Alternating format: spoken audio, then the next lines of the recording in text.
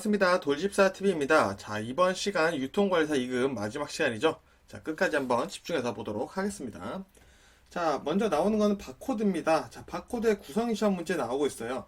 자, 일단 바코드는 국가 식별 코드, 제조업 업체 코드, 상품 품목 코드, 그리고 체크 디지트 순서로 되어 있다는 거 4개 외워주시고요. 순서별로 3, 4, 5, 1 해서 총 13개의 개수를 가지고 있다라고 해서 이거 외워주시면 될 것 같습니다. 자, 그리고 추가로 바코드 기술은 핀테크 기술에 결합되어 다양한 모바일 앱에서 활용되고 있다는 거까지 알아두시면 좋을 것 같습니다. 자, 이번엔 마킹의 종류에서 알아보겠습니다. 마킹은 두 개가 있어요. 먼저 인스토어 마킹이 있습니다. 자, 인스토어 마킹은 소매점에서 직접 하는 거예요. 그래서 제품 하나하나에 직접 라벨을 붙이는 거죠. 그래서 언제 하냐? 제품 가공 및 진열 단계에서 마킹을 하고요. 첨가물, 생선, 정육 제품에 따위에 붙이는 것이 이제 인스토어 마킹이다 보시면 되겠습니다. 자, 근데 전부 다 하는 건 아니고요. 인스토어 마킹을 실시하는 업체에서만 사용 가능합니다. 자, 소매점에서 하다 보니까 사람이 직접 해야겠죠. 그래서 인건비가 발생한다는 단점도 있습니다. 자, 두 번째로 소스 마킹인데요. 제조업체에서 자사 상품의 바코드를 인쇄해서 부착하는 겁니다. 자, 그럼 기계화가 되어 있겠죠. 그래서 업체 간 표준화가 잘 되어 있습니다. 동일 상품에 동일 코드가 지정될 수도 있고요. 생산 시점에서 저렴한 비용으로 바코드 부착이 가능하다라는 장점을 가지고 있습니다. 두 개의 차이 잘 외워주시고요. 자, 마찬가지 시험에 자주 나온 친구죠. 판매 촉진 수단, 판촉 수단 보겠습니다. 자, 먼저 소비자 대상으로 하는 판촉 수단은 쿠폰이 있고요. 리베이트, 가격 할인, 프리미엄, 시연, 사은품, 샘플이죠. 콘테스트 이런 것들이 있습니다. 자, 콘테스트는 말 그대로 우리가 생각하는 그 콘테스트 떠올려 주시면 돼요. 자, 그리고 중간자 대상으로 하는 판촉이 있죠. 중간상 할인해 주거나 협동으로 광고를 다 같이 하거나 그리고 교육 및 훈련이 중간상 대상을 하는 판매 촉진 수단이다 라고 알아주시면 좋을 것 같습니다. 자, 데이터 웨어하우스란 말도 꽤나 자주 나옵니다. 자, 한번 읽어볼게요. 사용자의 의사 결정에 도움을 주기 위해 다양한 운영 시스템에서 추출, 변환, 통합된 데이터베이스들을 말한다. 자, 사용자의 의사 결정에 도움을 주는 시스템이라는 거죠. 그래서 이 특징이 뭐냐? 데이터를 시간의 흐름에 따른 시계열적으로 저장한다는 거죠. 시계열이라는 건 연, 월, 일, 주 이렇게 나눠 보는 거죠. 자, 이렇게 시간적 흐름으로 구성합니다. 즉, 과거의 데이터도 우리가 알아낼 수 있다라는 것도 여기 안에 들어있는 내용이겠죠. 자, 그리고 데이터를 주제지향적으로 구성한다는 특징이 있고요. 비휘발성이기 때문에 갱신은 이루어지지 않는다라는 특징을 가지고 있습니다. 자, 그래서 이 데이터 웨어하우스의 핵심 키워드는 주제 중심적이다, 시계열 정리다, 비휘발성이다, 통합성이다, 그리고 관계형, 그리고 접근 가능성이 있다라는 거, 요거를 꼭 외워주시면 좋을 것 같습니다. 자, 인터넷과 인트라넷, 엑스트라넷의 차이점 한번 보겠습니다. 자, 인터넷은 우리 모두가 쓰는 거죠. 그래서 제한 없는 접근이 가능해요. 그래서 제한 없는 사용자 모두가 사용이 가능한 거죠. 그리고 일반적이고 대중적이고 상업적인 정보 획득이 가능합니다. 자, 근데 인트라넷, 우리 군대에서 사용하는 인터넷이 인트라넷이라고도 불리죠. 그 제한적인 접근과 허용된 사용자만 사용이 가능하다는 게 있습니다. 그래서 개인적이거나 기업의 대외비 같은 것들이 제공되고 있겠죠.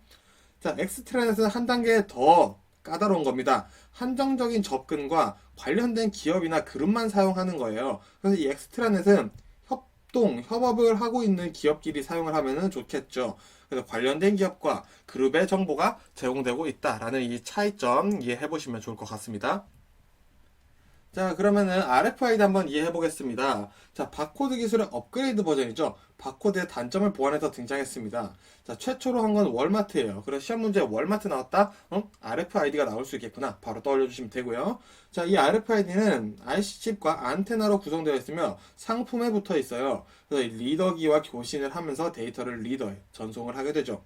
그래서 배터리가 있는 경우는 우리 능동형이라고 부르고요.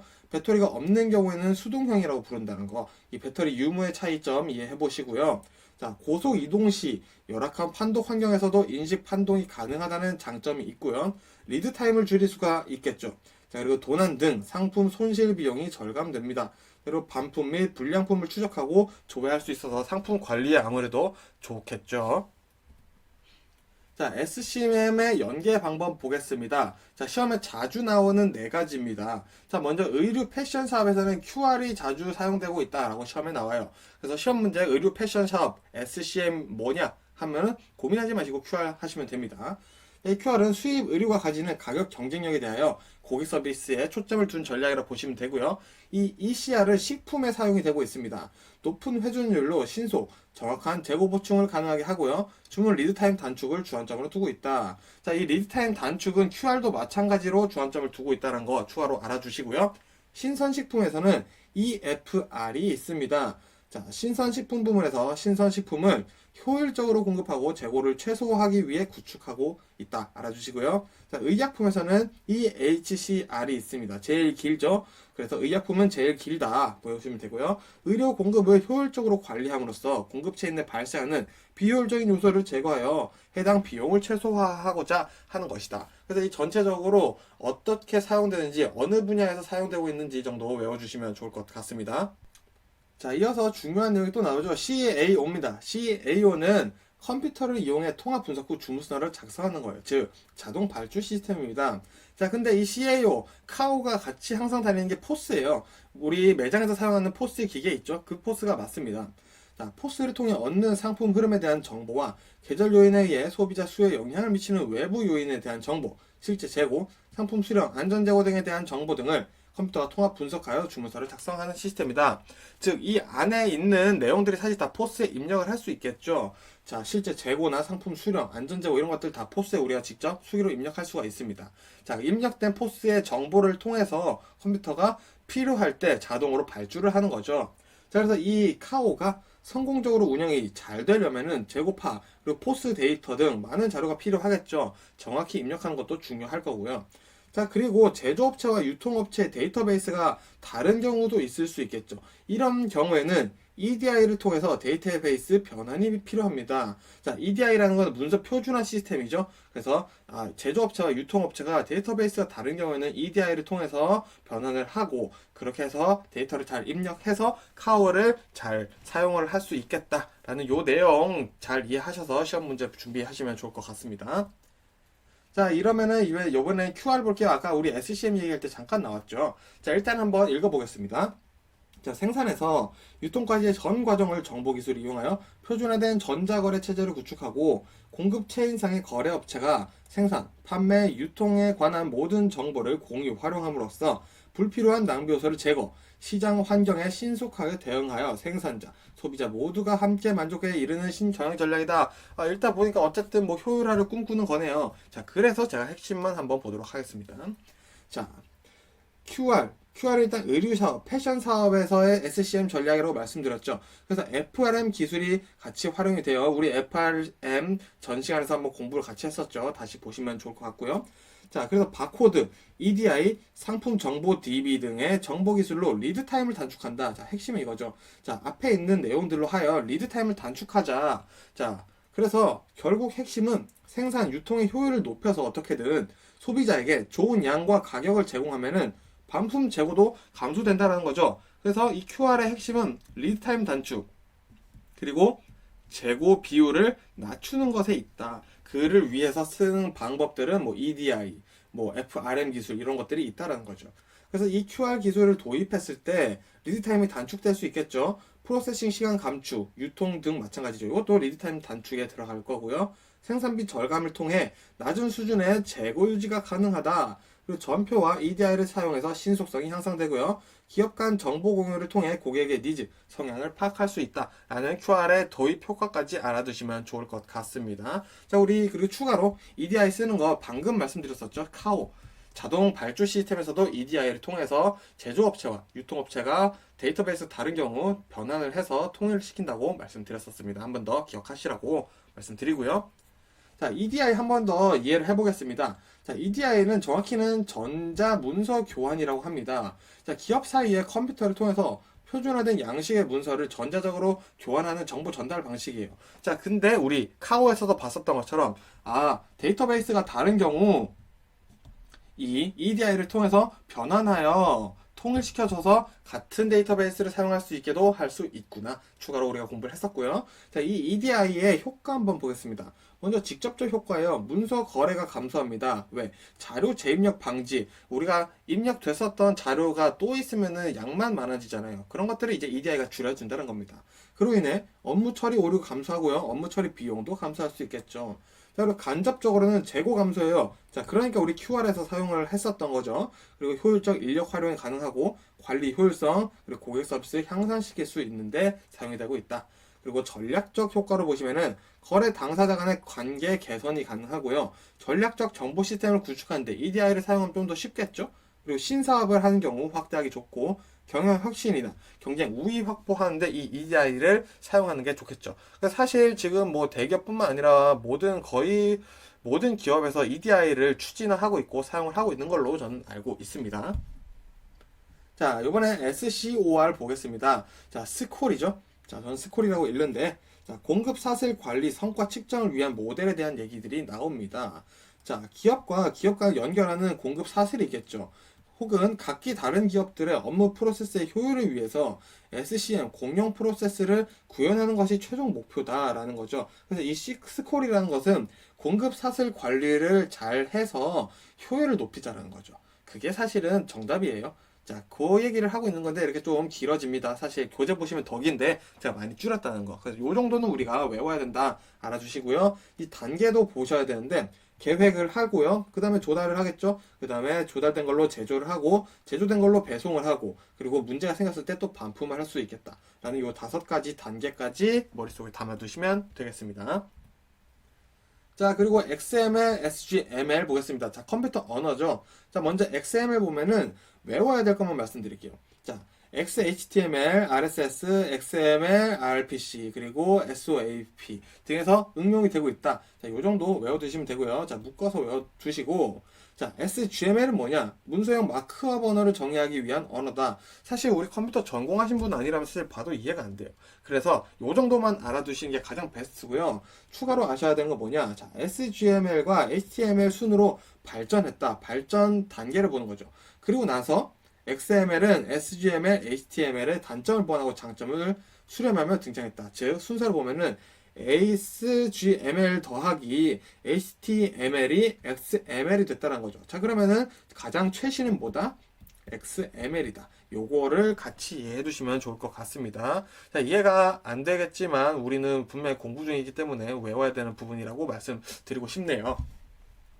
자, 그럼 우리 포스 이해해 보겠습니다. 우리 아까 카오 자동 발주 시스템에서 가장 중요한 역할을 하는 친구 중에 하나였죠. 자, 먼저 우리 포스 가게에서 뭐 알바나 일해보신 분들이라면 사실 어떤 기능이 있는지 금방 아실 건데 정리를 한번 일단 해보겠습니다. 자, 먼저 매출 분석을 해요. 시간별, 상품별 등 매출 분석을 할 수 있죠. 그리고 고객 정보 분석도 가능합니다. 우리 객단가 이런 거를 계산할 수 있어요. 사장님들한테 물어보시면 잘 하실 거예요. 자, 그리고 시계열 분석을 합니다. 전년, 월, 오늘은 얼마나 팔았나 이런 시계열 분석이 가능하고요. 항상 우리 유통관리에서는 시계열 분석이 다 나온다 그러면 과거의 데이터도 조회가 가능하다라는 것까지 연결해서 알아두시고요. 자, 그리고 상관관계 분석입니다. 요인 분석이에요.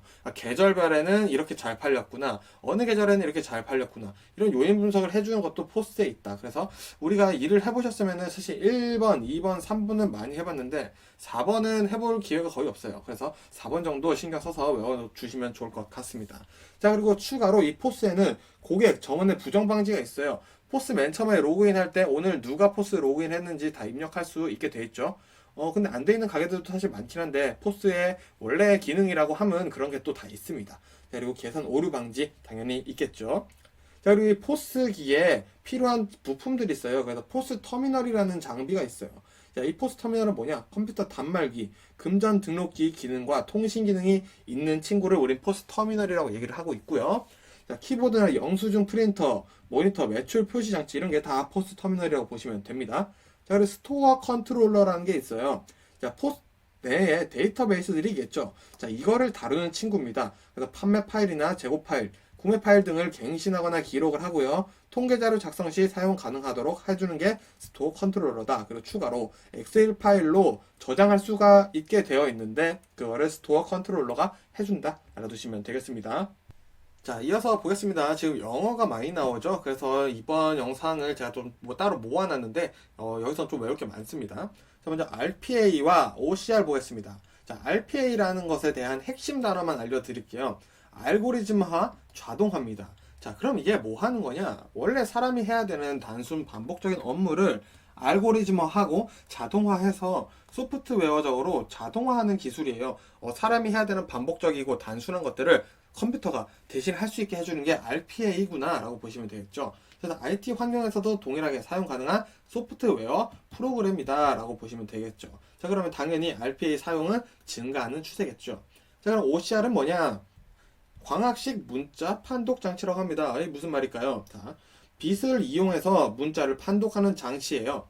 그래서 종이에 인쇄되거나 손으로 쓴 문자, 기호, 마크 등의 빛을 비추어 그 반사광선을 전기신호로 바꾸어 컴퓨터에 입력하는 장치라고 합니다. 자, 이게 말이 생각보다 어려 보이지만 우리가 글로 써놓은 것들을 빛으로 인식해서 컴퓨터로 옮긴다. 이렇게 이해를 해보시면 좋을 것 같습니다. 자, 그래서 이런 것들 어디 사용되는지 아셔야겠죠? 세금이나 공공요금 고지서나 영수증에 많이 사용되고 있다. 보시면 좋을 것 같습니다. 자, 이어서 노나카의 SECI 보겠습니다. 세시죠, 세시. 자, 노나카의 세시입니다. 자, 먼저 이 그래프를 한번 보여드릴게요. 여기 암묵지, 이 TACIT라고 적혀있는 친구는 암묵지고요. 그리고 explicit는 형식지입니다.